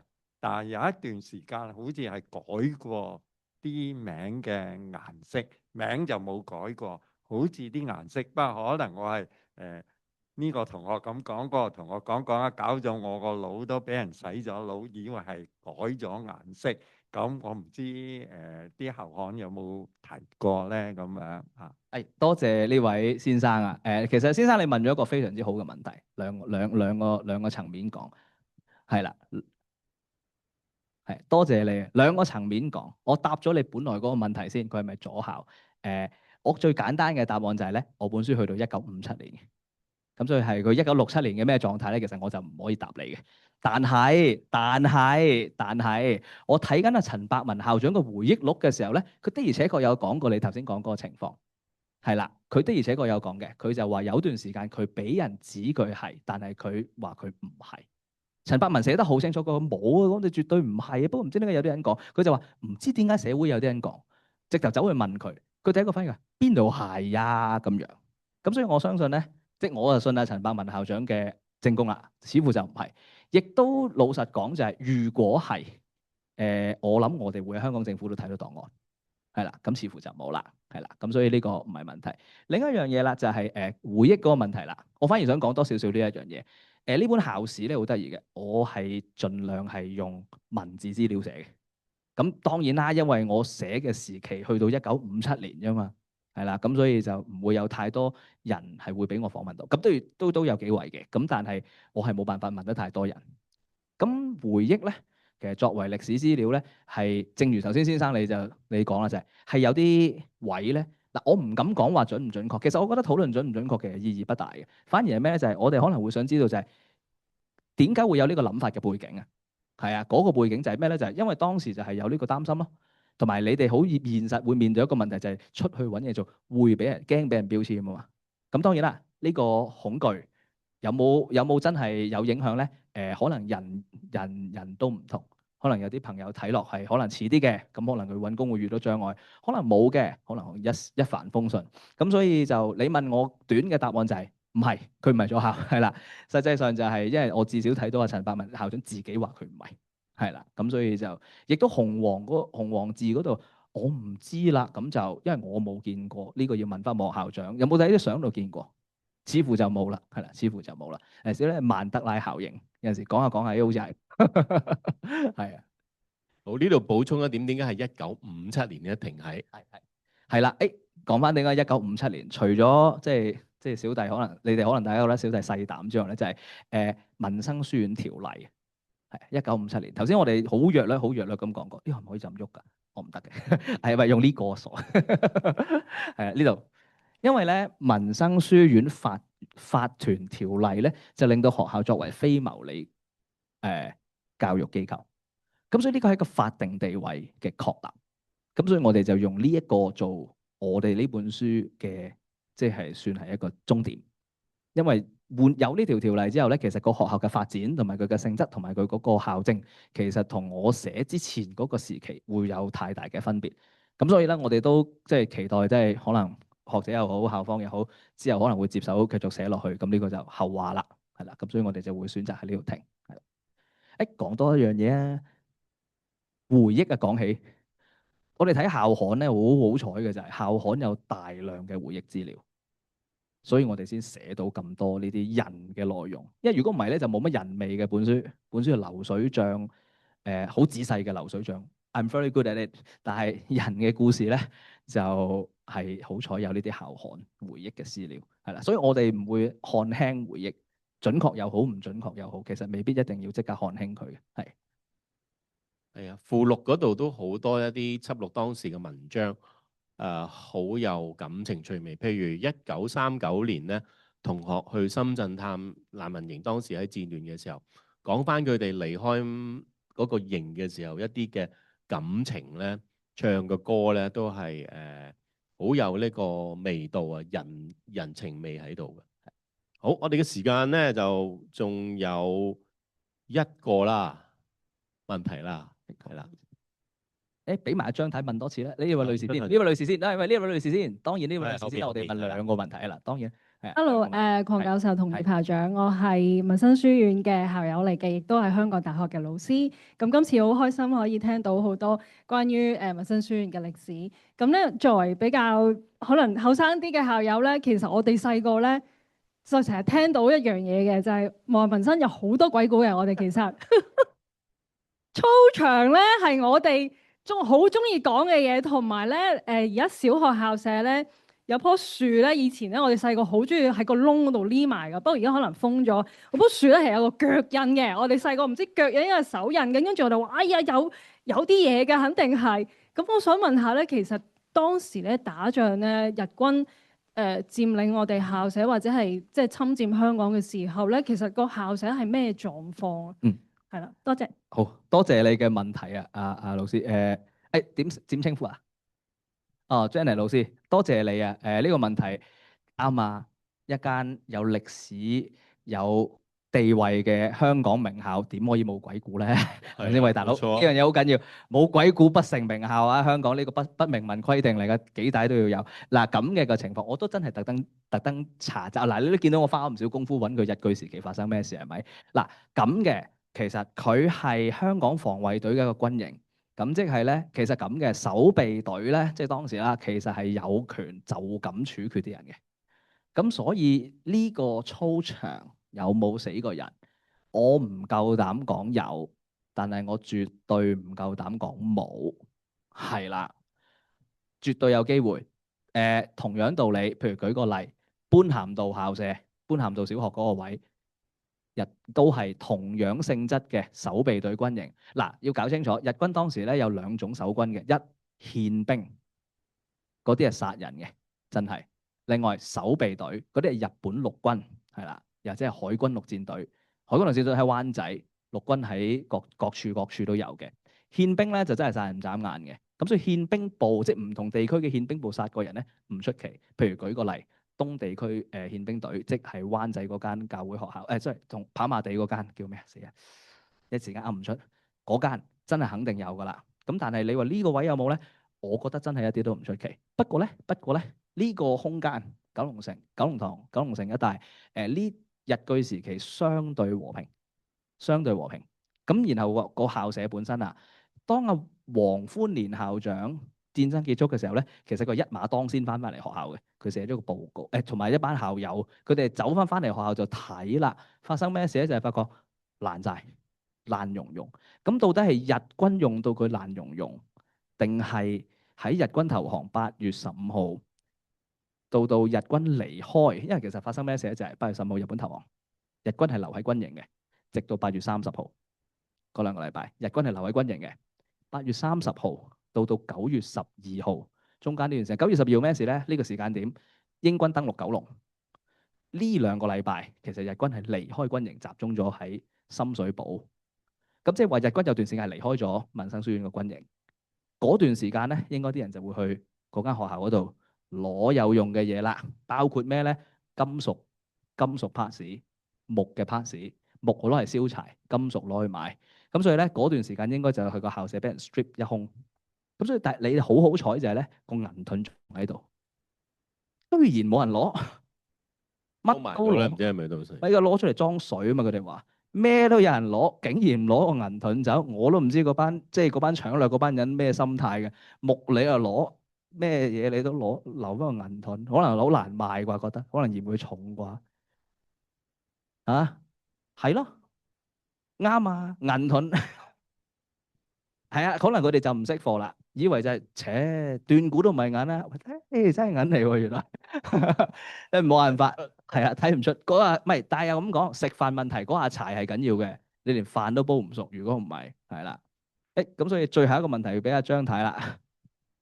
唔係，其實咧，我呢個問題咧，我係問阿葉校長嘅。葉校長，你唔介意我問一問呢個問題？唔係我幾大年紀啊嘛？唔係。因為咧，唔係，因為咧有啲學校咧都係寫學校嘅歷史嘅。係。譬如聖齊芬女校，佢有寫咗一本歷史嘅，阿 Miss Barker 寫一本歷史嘅，叫做Change and Continuity。另外咧，英華女校咧亦都有寫咗本學校嘅歷史嘅，即係佢紀念幾多年紀念嗰啲咧有寫歷史。香港大學咧100幾年嗰度咧，亦都有一本好大嘅學校嘅歷史嘅。多數咧就係由學校裏邊個校長啦，同埋佢一班嘅教學嘅人員啦，譬如 Hong Kong U 咁，佢有個 committee 啦嚟寫嗰本歷史嘅。點解今次葉校長你會揾阿鄺教授寫你學校嘅歷史咧？因為我睇書啦，所以我睇過鄺教授嘅書啦。阿鄺教授亦都幫我哋做一啲教育嘅項目，我哋合作過。同埋我想呢本書真係學術嘅角度，將人民啊社會嘅一啲背景加落去。咁呢個一定要用學術嘅角度去寫。所以鄺教授好好啦，咁佢係一個好嘅人選。同埋唔係講笑啊，講真嘅，因為我同佢都係 first degree 喺中大嗰陣時。呢個真係講笑，但係又講真嘅就係地理系同歷史系曾經係同一個系嚟嘅喺中大，咁所以我覺得哇好有緣分，同埋我一睇到佢原來係一個叫 GIS 嘅專家，咁應該係地理科嘅嘢嚟嘅，咁所以我哋就好有投契，就話呢本書應該用一個學術角度，同埋我話我睇書一定睇本書好唔好係 bibliography，同埋睇個作者有冇引述邊本書點講咧，睇到個質素。我想呢本書行呢條路線，所以就請阿鄺教授寫呢本書。仲想加一點咧，就係話你啲圖片咧係好珍貴嘅，係即係你所有嗰啲 information 好珍貴。你有冇一個學校嘅歷史博物館啊？有，不過要再將佢 upgrade optimize 會好啲，因為我梗係睇過晒啲資料，我先至夠膽請阿教授去寫啦。咁但係我覺得仲有優化空間，所以有啲資料我睇過，即係好似個廚師咁，哇食材夠啦，但我煮唔掂啊，請個名廚嚟煮先咁，所以係有嘅。係啦，不過而家嗰個嘅陳字叫做策展咧，我覺得仲有一個優化嘅空間，咁所以最隨時歡迎嚟睇嘅，係啦。好，今日完嘅會議同課堂一定要準時，都嗰幾分鐘可以合理嘅。好多謝晒大家嘅參與，唔知 Jackie 有冇補充？好，賣書就後面啦，係啦，係啦。再次多謝兩位講者。平過而家喺嗰啲書局賣嘅，因為我哋嘅折扣比佢多嘅嚇。好。不過我唔使攞咁多翻去都好啊，唔該。代表香港大學圖書館致送翻啲紀念品俾兩位嘉賓講者，今日佢哋真係非常之精彩嘅分享，亦都多謝大家參與。係啦，好簡單嘅啫，係啦，好，鄺教授多謝你，多謝。